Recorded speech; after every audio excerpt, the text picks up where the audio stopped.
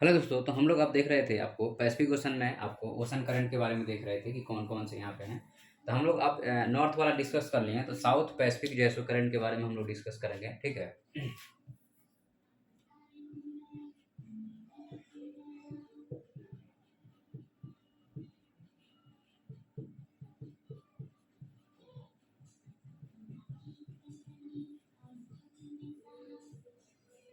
Current है आपको south Pacific ocean की अगर हम बात करते हैं यहाँ पे,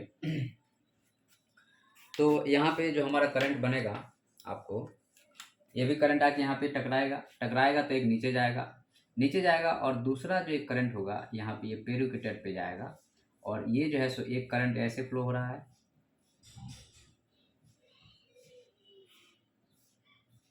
ठीक है? तो एक इसका कुछ भाग इधर निकल जाएगा और कुछ भाग इधर होगा, क्योंकि ये जो सो आपको इक्वेटोरियल करंट ये हो गया और यहाँ पे ये आएगा। तो यहाँ पे जब ये हॉट करंट, ये कोल्ड करंट, यहाँ पे गुड फिशिंग ग्राउंड बनेगा।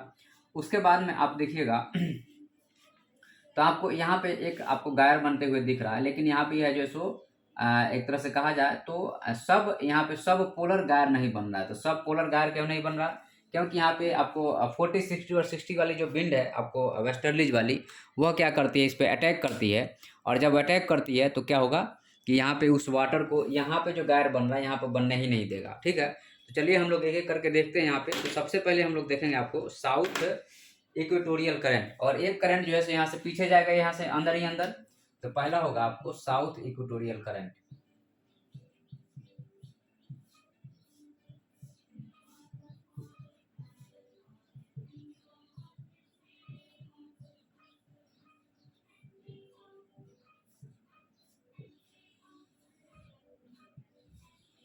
तो जो साउथ इक्वेटोरियल करंट है यह इक्वेटर के साउथ में फ्लो करेगा, ठीक है? तो आपको यहाँ पे जो इक्वेटर है, क्योंकि इक्वेटर में तो दो करंट फ्लो हो रहा है, तो आप नॉर्थ और साउथ क्यों बोल रहे हो? क्योंकि इक्वेटर में जब देखिएगा तो एक्चुअल में यह गोल है। तो गोल है तो मान लीजिए यहाँ एकदम जो पिक पॉइंट है, कोई भी गोल पॉइंट है मान लो है, तो यहाँ पे कोई चीज़ रखोगे तो या तो इधर जाएगा तो नहीं इधर जाएगा, यहीं पे नहीं रहेगा। तो यहाँ पे एक साइड इधर से फ्लो होता है, दूसरा इधर से फ्लो होता है, ठीक है? तो यहाँ पे आपको क्या हो रहा है, तो यहाँ पे देखना आप कि साउथ इक्वेटोरियल करंट का कॉज क्या है। तो जो कॉज होगा वो ट्रेड विंड होगा, क्योंकि ये ट्रेड विंड ऐसे फ्लो हो रहा है तो ट्रेड विंड हो गया। दूसरा चीज यहाँ पे ये है कि डायरेक्शन क्या होगा,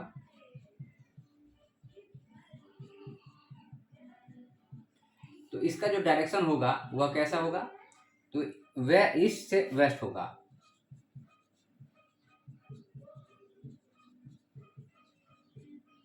और नेचर कैसा होगा, तो इक्वेटर रीजन में है तो हॉट नेचर का यह धारा होगी, ठीक है? अब ये जो है सो आपको आ करके नीचे यह टकराएगा। तो यहाँ पे चूंकि साउथ इक्वेटोरियल करंट जो है यह आके और पापुआ न्यू गिनिया के पास में टकराता है, ठीक है?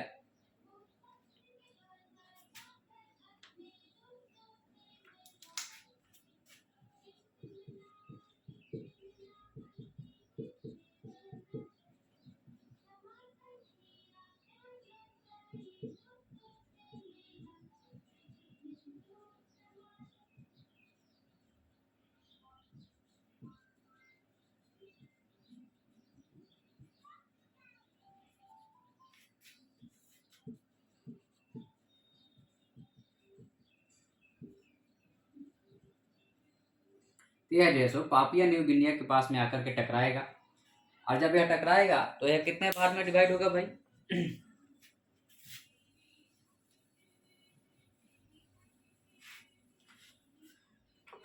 तो यह जो है सो आपको यहाँ से यह करंट आया, यहाँ पे टकराया। तो चूंकि ये आपको जो है सो ये समुद्र है, ये ऊपर वाला ये साउथ वाला है, तो ये आपको एक करंट जो है सो नीचे आ गया, ठीक है? जिसको ईस्ट ऑस्ट्रेलियन करंट कहेंगे हम लोग।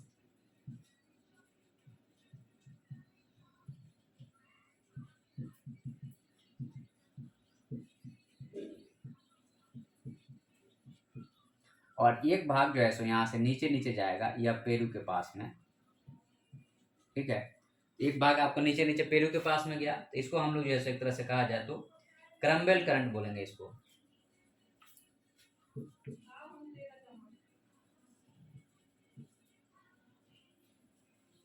ठीक है। यह जो है सो पेरू के पास जो टकरा रहा है, इसको हम लोग क्या बोलेंगे, इसको हम लोग बोलेंगे क्रम्बल करंट।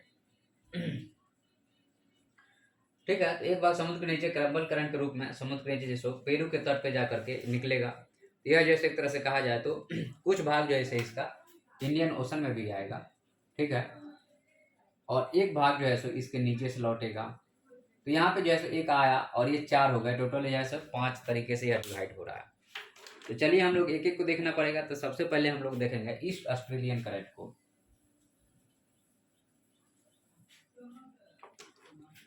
तो ईस्ट ऑस्ट्रेलियन करंट कौन सा होगा, ये वाला होगा।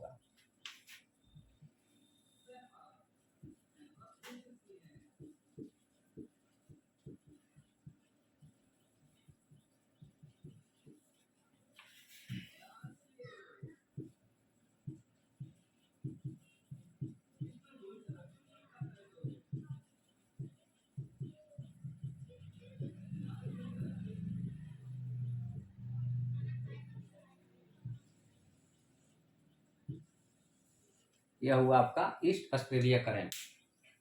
डायरेक्शन किधर से किधर होगा, डायरेक्शन जो होगा आपका इक्वेटर टू पोल साइड होगा।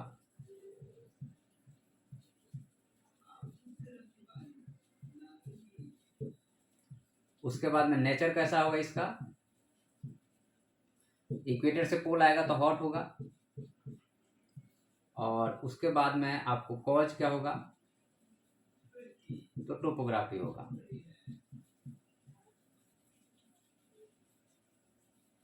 या स्ट्रक्चर ऑफ अर्थ। ठीक है। और यह जो है आपको आगे जाकर के यह मिलेगा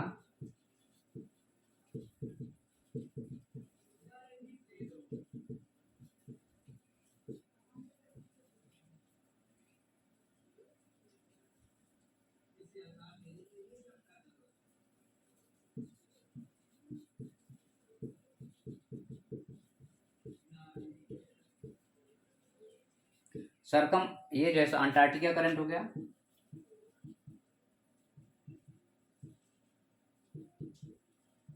ये आपको अंटार्कटिका के चारों तरफ घूम रहा है। तो यहाँ पे जो है इसका नेचर कैसा होगा, यह कोल्ड करंट होगा।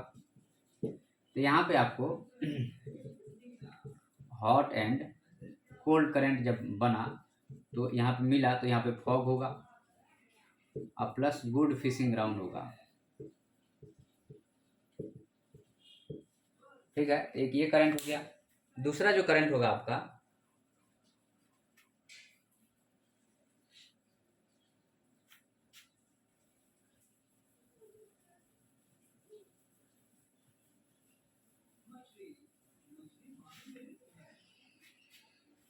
तो यहाँ पे आपको अनदर करंट जो है सो आपको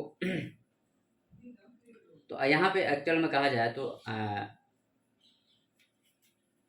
ये पेरू के पास में जो है सो एक तरह से कहा जाए तो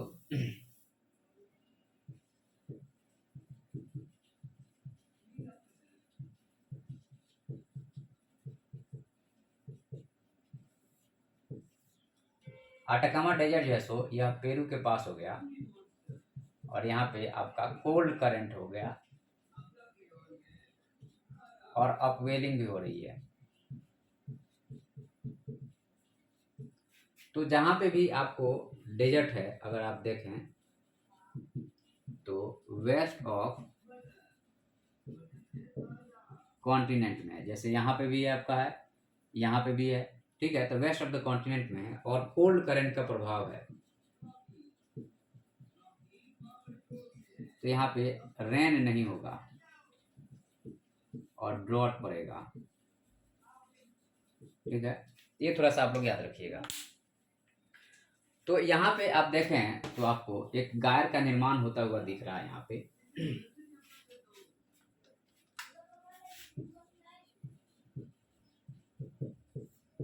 एक गायर का, ये जो है सो आपको एक गायर का निर्माण होते हुए दिख रहा है। तो यहाँ पे जो है जो गायर का निर्माण होगा उसको हम लोग बोलेंगे सब ट्रॉपिकल गायरे, या जो है सो गायरल एंटी क्लॉकवाइज।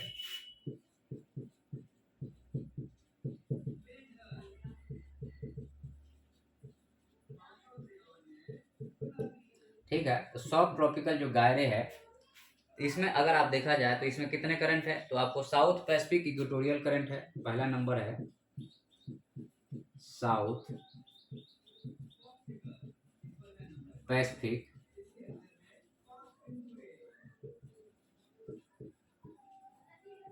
इक्वेटोरियल करंट हो गया।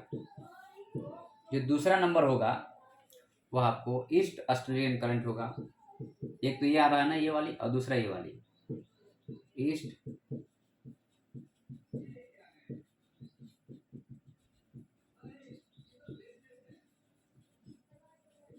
ऑस्ट्रेलियन करंट हो गया। तीसरा हो गया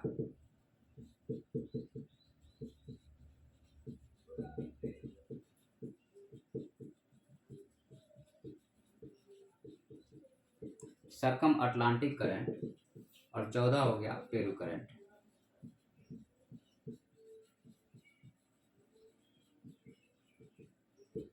ये चार करंट से यह गायर का निर्माण होगा। इसका डायरेक्शन क्या होगा आप लोग बता दीजिए हमें। एंटी क्लॉकवाइज होगा।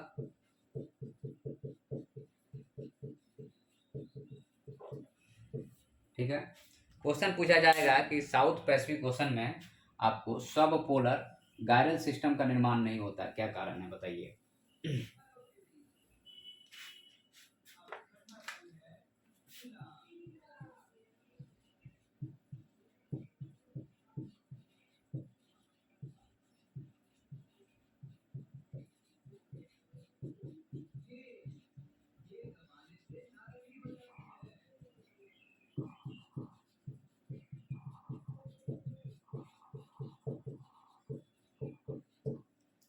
तो यहाँ पे आपसे पूछा जाएगा कि साउथ पोलर गैर not found in the south Pacific ocean, what is the cause. Cause में आप लोग कहना पड़ेगा यहाँ पे कि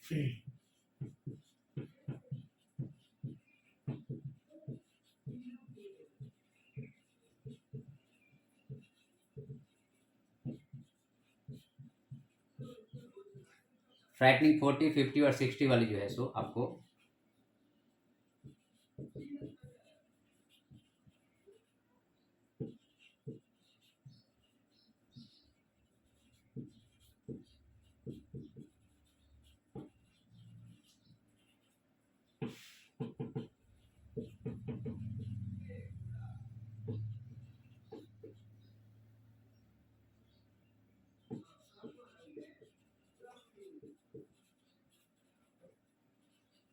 सरकम अंटार्कटिका करंट से, और दूसरा होगा स्ट्रक्चर ऑफ अर्थ।